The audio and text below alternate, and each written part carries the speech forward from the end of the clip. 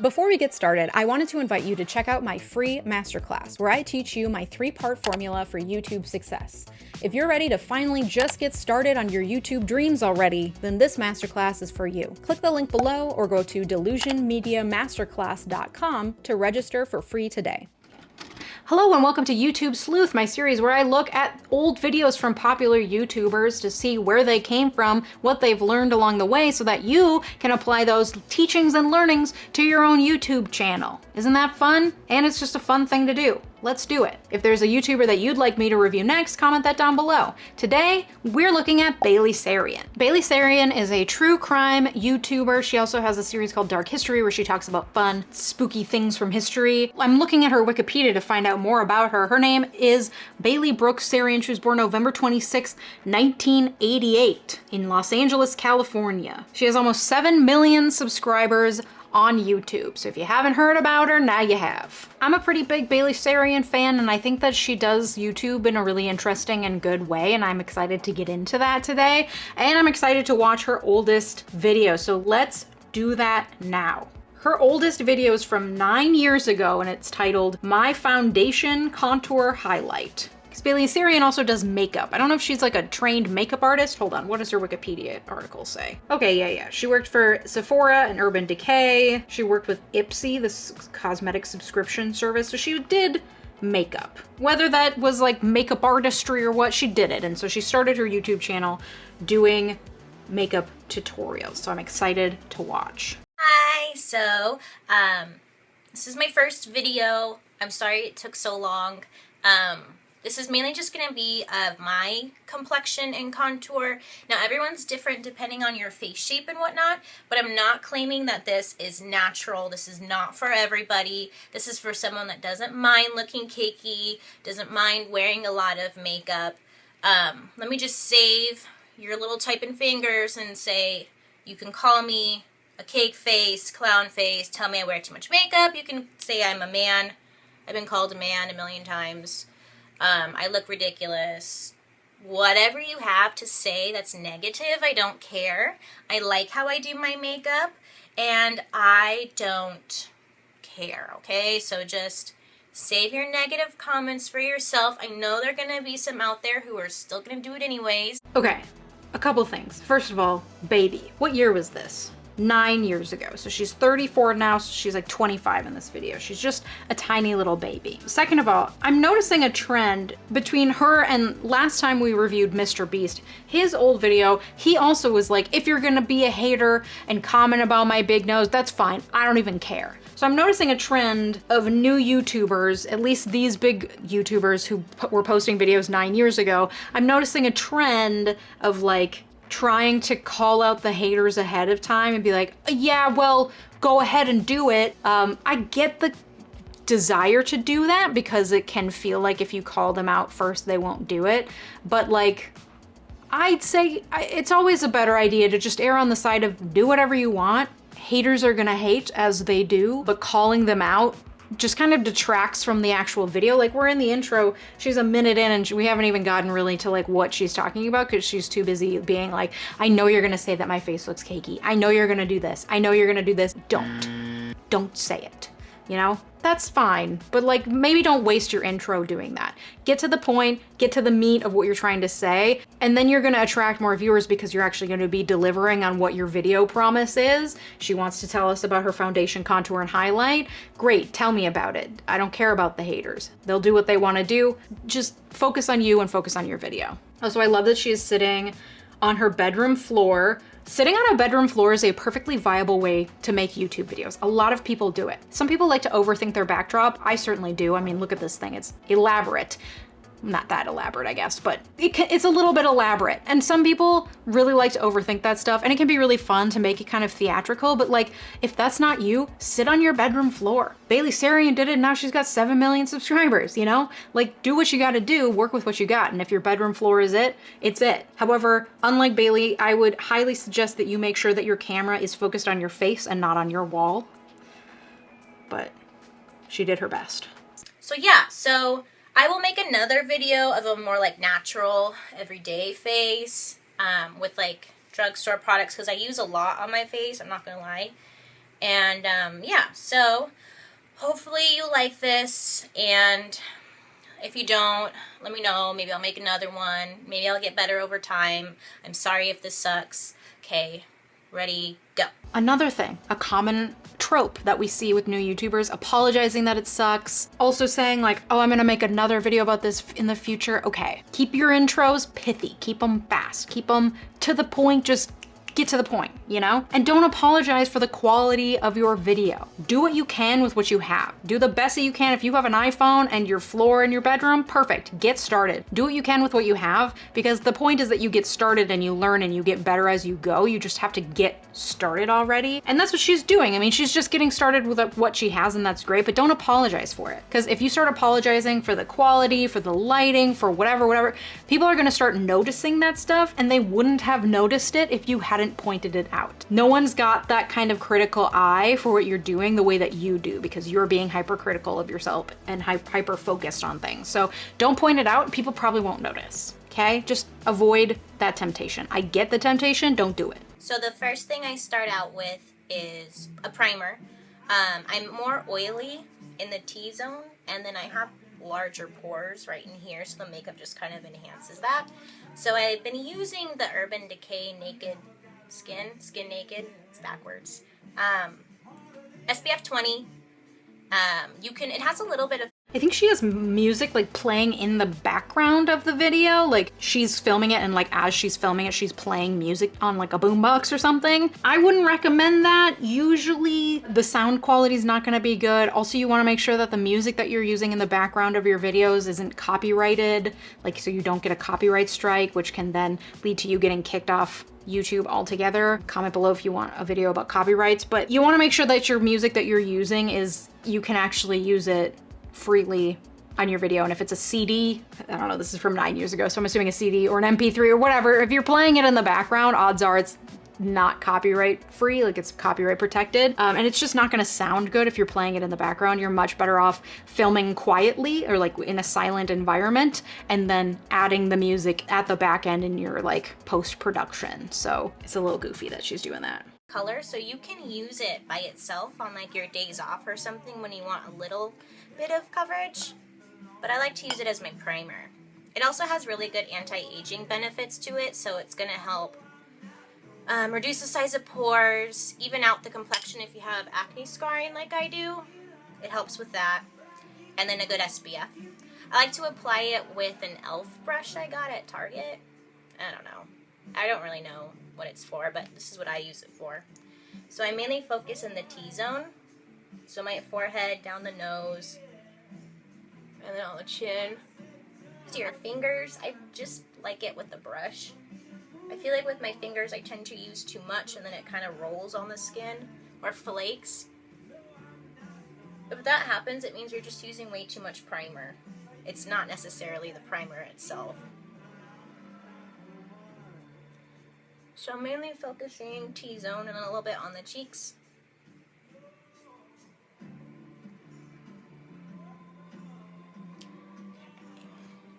So now I'm going to use foundation just all over. I kind of switch in between the Urban Decay Naked Skin and Hourglass Immaculate Foundation. This one is my favorite because it keeps you matte all day if you're oily. It has really good skincare benefits to it. It actually helps prevent breakouts, treat any current breakouts. It doesn't let bacteria grow on the face. You won't break out. It keeps you matte all day. It's amazing. It's amazing. But I ran out, so kind of sucks. And then I like this one because it looks like skin and it feels lightweight, but I ran out of this too.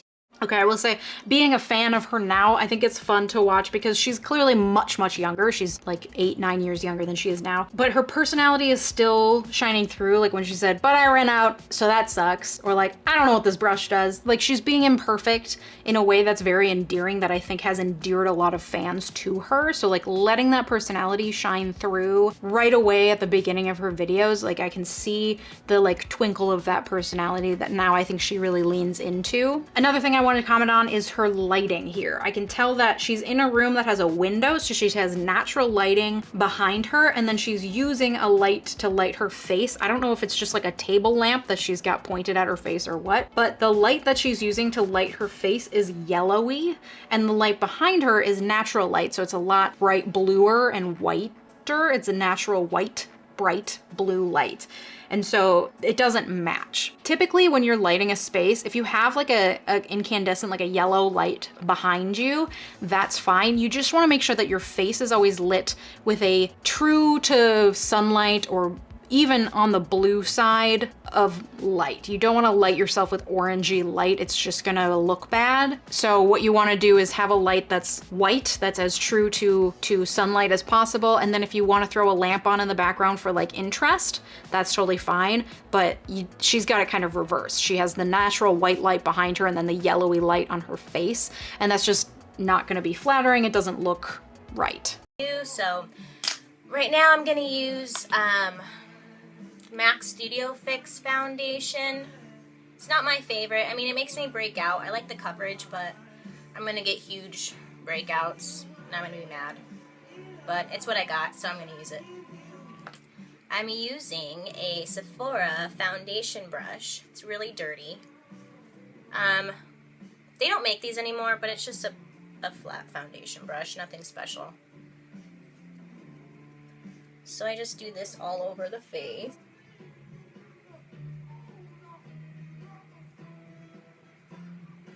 Okay, so now I have an even coverage all over the face. It's nothing like too heavy or whatever. I just kind of need a very even base. So now I can start my highlight and contouring part.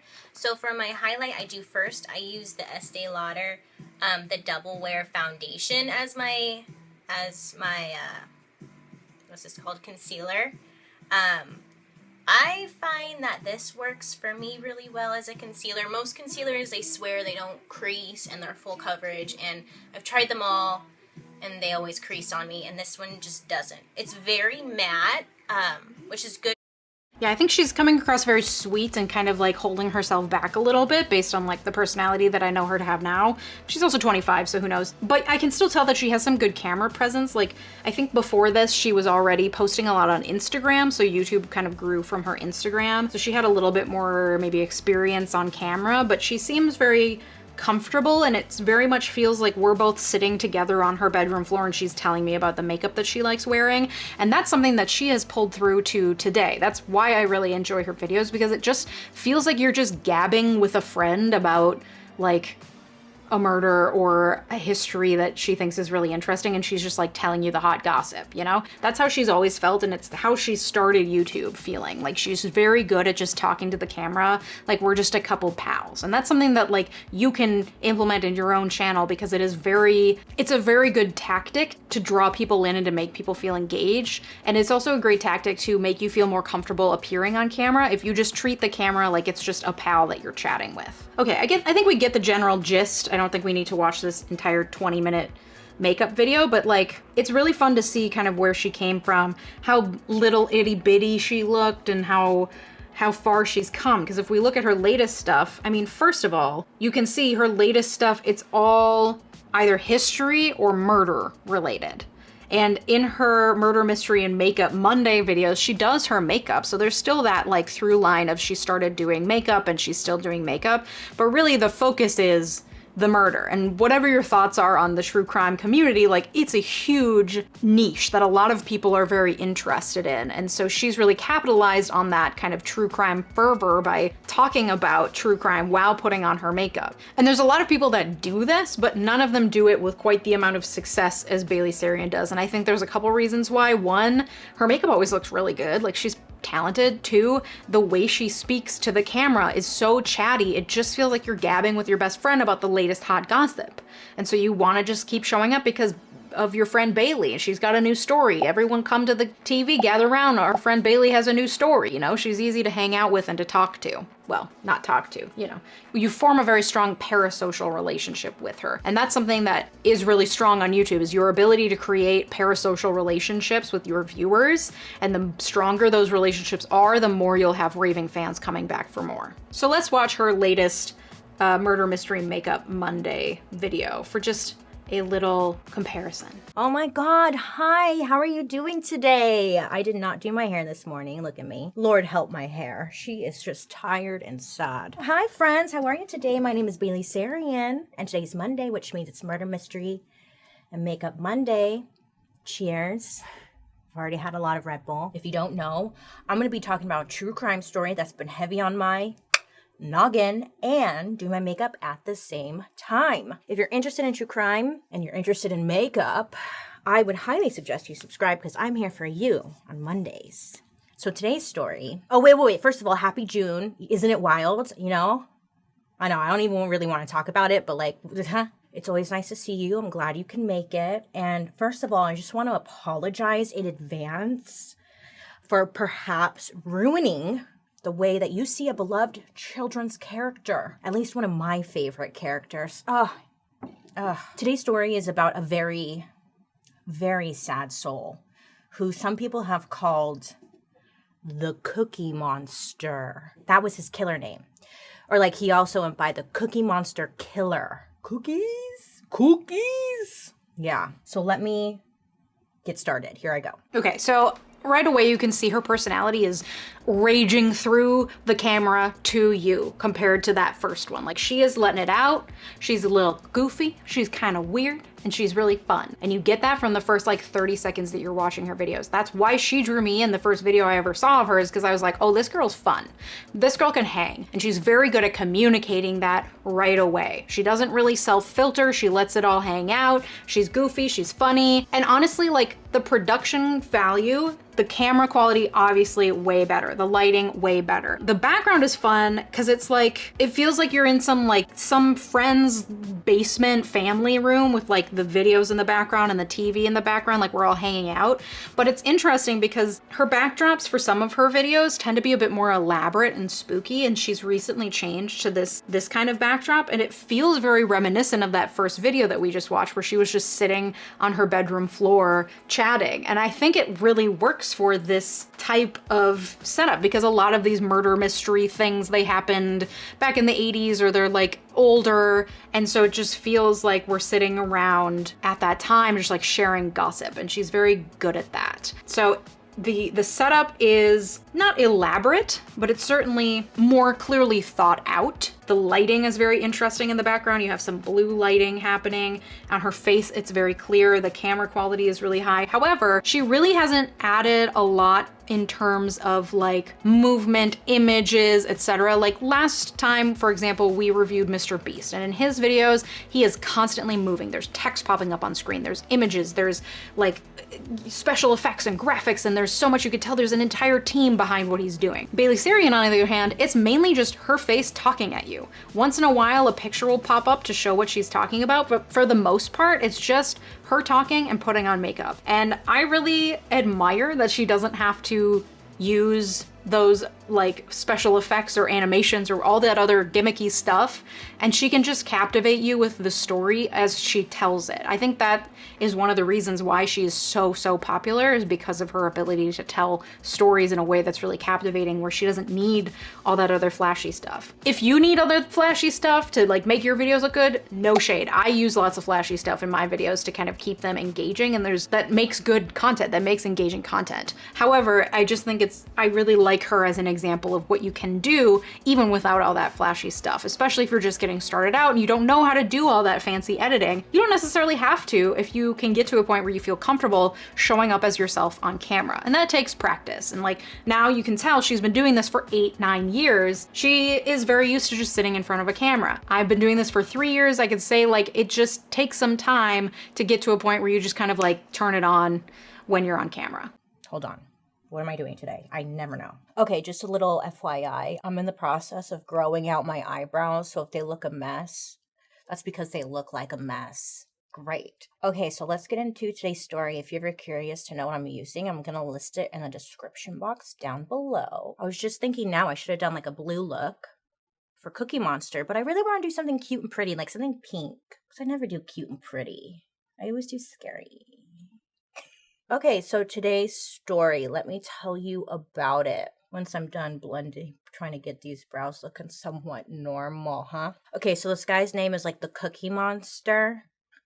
I roll, you know? So if that silly nickname isn't to your liking. He also went by the Death House Killer. It was another name given to this bozo. Or even the Corpse Collector, which I feel like that one was more spot on. But it makes you think, huh? Like, who in the hell is in charge of like naming these people, right? Is there like a designated serial killer namer? Is that a position out there? Because I believe I would be pretty good at it. I would give them like a more honest name, you know? Like, the Freaky Deaky Ding Dong Killer. No, the Questionable Neighbor Killer. Or like, the Bitch Killed Her Babies Killer. I think that one. Yeah. I don't know. They just always try to be like really cute with it, right? Wow, I'm already off track. So, today's story is about a guy named Harrison.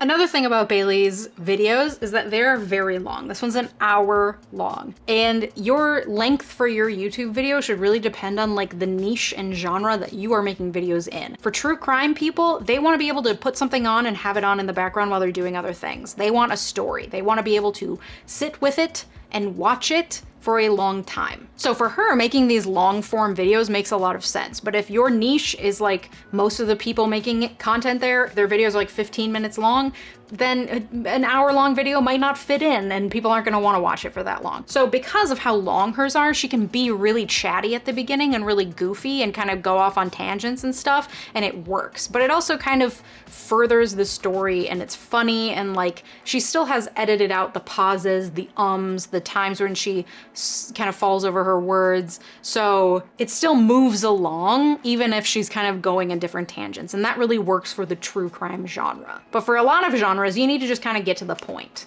So her kind of chatty intros, I mean, we're 3 minutes in and she's just getting to the start of the story. They make sense because the whole video is an hour long, but it might not make sense for you. Also, I wanted to talk about her lighting setup. I like to guess the lighting setup that people are using because I think it's interesting. I think she has probably a very similar lighting setup to what I have. I have one big light coming down in my face and I have one light back here hitting my hair so that I kind of stand out against the backdrop. And then it looks like she has probably a bluish LED light above the TV and shelf unit behind her. Like it might even be like a neon sign or something that we just can't see. And I think that's it. Just a 1, 2, and a neon light for difference. That's a fun thing you can try, is just adding some sort of LED or a neon light in your backdrop that kind of adds some interest and some depth. I have one, I never use it because I can't decide on a color, but it's just kind of fun. It just adds a little interest to the backdrop. This one, I can link it down below. It comes with a bunch of different colors. Yeah. Pretty cool, right? It's just a fun way to add some contrast behind you. Usually you want to do a tone that's going to kind of offset your skin tone well. So like for my skin tone, a like blue or purple, a cooler tone is probably going to offset it well. So instead of doing like an orange in the back, which is just going to kind of make it all look one singular tone, a purple or a blue would set off my skin tone nicely. Something to think about. And Frank Graham, he mainly went by his nickname, which was Marty. Yeah, I guess Marty is like short for Harrison. Again, there's an example of, she just has this like very simple picture. She doesn't even do any special effects of it like swooping on the screen with like a whoosh like sound effect. It pops up, it goes away. The production value, very low on this. Nice camera, great lighting, but like no special effects whatsoever. And she still has 7 million subscribers and makes very entertaining videos. All right, like I said, that video is an hour long. We're not gonna sit here and watch the whole thing, but I think that you get the gist of it. So what have we learned? From baby Bailey Sarian, we've learned make sure your lighting is on the neutral to blue side and not on the yellowy side.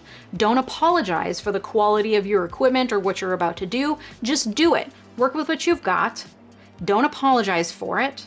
And don't call out the haters. Haters are gonna hate. You just do you. And from new Bailey, we've learned, know your genre. If your genre is long form videos, then do a long form video and be chatty at the beginning. Lean into who you are. Be funny, be goofy, be yourself. Let your freak flags fly, because people are really gonna be drawn to that much more than if you're reserved, if you're trying to hold back. It might turn some people off, but it's gonna attract a lot of people to you because they're gonna be able to tell that you're being really genuine, and people love that. Talk to the camera like it's your best friend. You're just chatting with your friend, telling them the information, telling them the hot goss of the day. And then finally, tell a great story. Even if you don't have a ton of bells and whistles, if you got a good story, that's gonna make a good video. What did you learn? Comment down below. And if you have a different YouTuber that you would like me to review next, comment that too. See you next time, bye-bye.